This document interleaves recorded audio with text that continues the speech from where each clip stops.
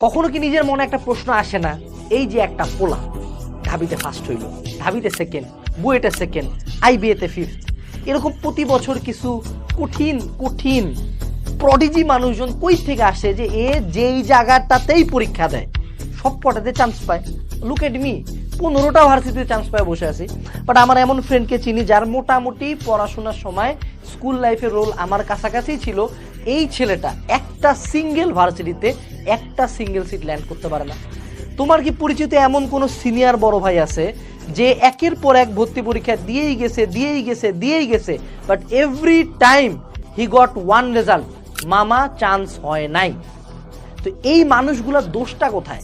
কেন কিছু মানুষ সব জায়গায় চান্স পায় এবং কেন কিছু মানুষ কোথাও চান্স পায় না? কারণ একটা স্টুডেন্ট যদি বাংলাদেশে ভর্তি পরীক্ষা কয়টা আছে দেখি, বুয়েট, মেডিকেল, ডেন্টাল, তারপর আইইউটি, তারপর জেইউ, তারপর আরইউ, তারপর হলো সিইউ, তারপর জিএসটি, তারপর এগ্রি, এই কয়টা ভর্তি পরীক্ষা, তাই না?